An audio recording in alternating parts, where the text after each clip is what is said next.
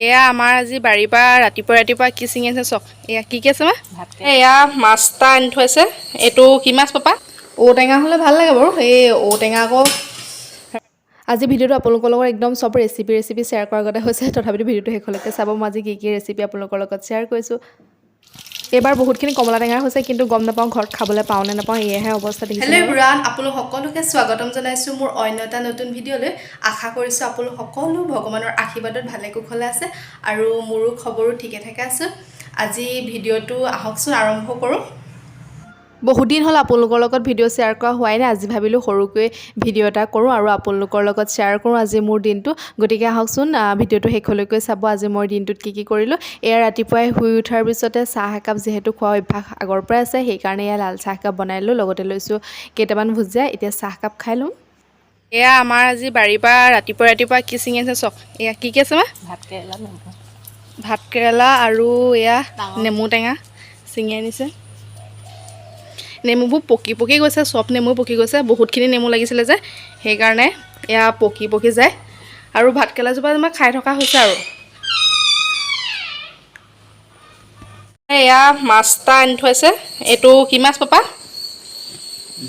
এইটো বিগেট মাছ আৰু এইটো হৈছে কিহৰ মাছ আছিল, কি মাছ আছিলে? ৰৌ পোৱালি। অঁ, এইটো ৰৌ পোৱালি আৰু এইটো বিগেট। আপোনালোকে ৰৌ খাই বেছি ভাল পায় নে বিগেট খাই ভাল পায় ক'বচোন। এইফালে এতিয়া পাপাই কাটিব। আমাৰ পিছফালে যে কমলা টেঙাজোপা আছিলে, সেইজোপা বহুতখিনি এইবাৰ লাগিছে। আগতে লগা নাছিলে বাৰু, এইবাৰ বহুতখিনিয়ে লাগিছে। আৰু কি হৈছে গম পায়নে, কেৰ্কেটুৱা আহি পিনি হৰুৱাই পেলাই। সেইকাৰণে আজি পাপাই এইফালে জাল এখনকৈ বান্ধি দিছে, নহ'লে খাবলৈ পোৱাটো নহ'বই। সেইকাৰণে এয়া জাল এখন ধুনীয়াকৈ ব্যৱস্থা কৰিছে আৰু ওপৰলৈও দিব লাগিব। বহুতখিনি এইবাৰ হৈছে পিছে।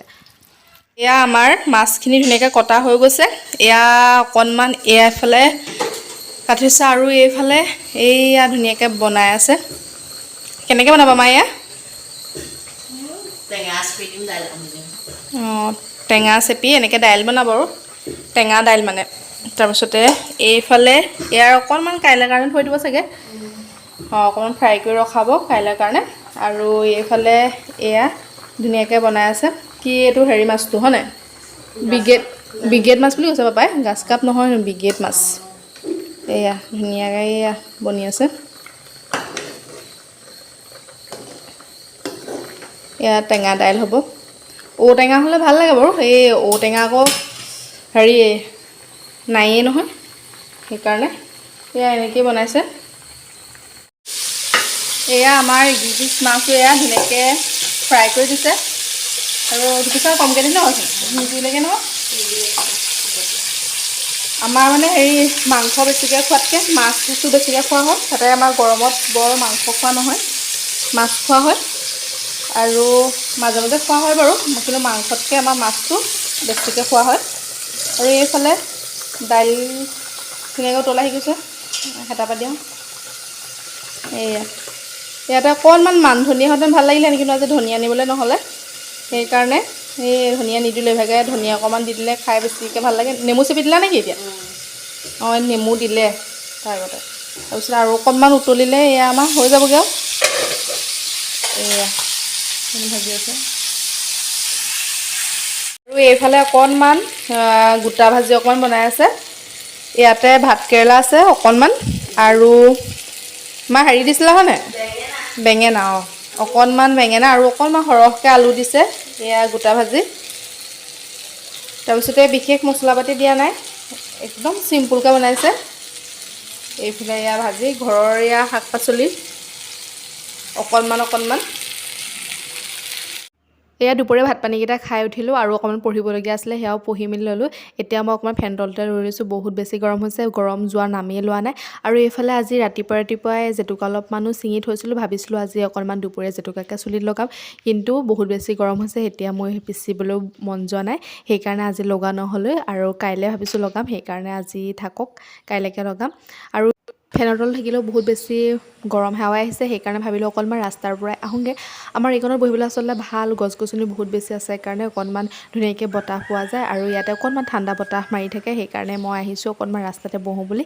মহাশলৈ লৈছোঁ এতিয়া ইয়াতে অকণমান বহিম, যিহেতু ভিতৰত বহুত বেছি গৰম হৈছে। যিহেতু আজি আপোনালোকৰ ভিডিঅ'টো আৰম্ভ কৰোঁতে মই কৈছোঁ বহুত দিন আপোনালোকৰ লগত ভিডিঅ' শ্বেয়াৰ কৰা নাই কাৰণে আজি ভিডিঅ'টো মই বনাইছোঁ। এইফালে ৰাতি ভাত বনাবৰ টাইমত এয়া মই আজি কি বনাইছোঁ দেখাই আছোঁ। এইফালে দাইল ভাত আৰু বনাই হৈয়ে গৈছে। এইফালে কেইজনীমান মাছ আনিছিলে, মই ধুনীয়াকৈ মাছখিনি নিমখ আৰু হালধি সানি ল'লোঁ আৰু এইফালে অলপমান মাছ ফ্ৰাই কৰি আছোঁ। আৰু আজি ভিডিঅ'টো একেবাৰে প্ৰথমৰ পৰা শেষলৈকে কিবা ৰেচিপি ভিডিঅ' গোটেই হৈ পৰিছে, চবফালে মই বনোৱাই দেখাইছোঁ। আৰু বিশেষ কাম কাজ কৰাখিনি দুপৰীয়া ভিডিঅ' কৰিবলৈও নহ'লে, সেইকাৰণে আজি একেবাৰে সৰুকৈ আপোনালোকৰ লগত থুলমূলকৈ এটা ভিডিঅ' শ্বেয়াৰ কৰিছোঁ। আগৰগতে ভিডিঅ'টো আজি মোৰ নাই মই গম পাইছোঁ, এনেই সৰুকৈ অকণমানকৈ ভিডিঅ' কৰি ৰাখিছিলোঁ আৰু সেয়াকৈ আপোনালোকৰ মাজত আজি শ্বেয়াৰ কৰিছোঁ। এইফালে আমাৰ ধুনীয়াকৈ ৰেডি হৈ গ'ল নহয় মাছৰ দাইলখিনি। আৰু এটা যে অকণমান ঔটেঙা দিছিলোঁ, সেয়াও মই দেখুওৱা নহ'লেই, অকণ ভিডিঅ' কৰি আপোনালোকৰ লগত আজি শ্বেয়াৰ কৰিছোঁ। এইফালে আমাৰ ধুনীয়াকৈ দাইলখন ৰেডি হৈ গ'ল। এইফালে ভাত ধুনীয়াকৈ বাঢ়ি ল'লোঁ। এইফালে মাছ দি বনোৱা দাইল, এইফালে কেইটামান সৰু মাছ ফ্ৰাই কৰা, আৰু এইফালে লৈছোঁ এপিচ নেমু টেঙা।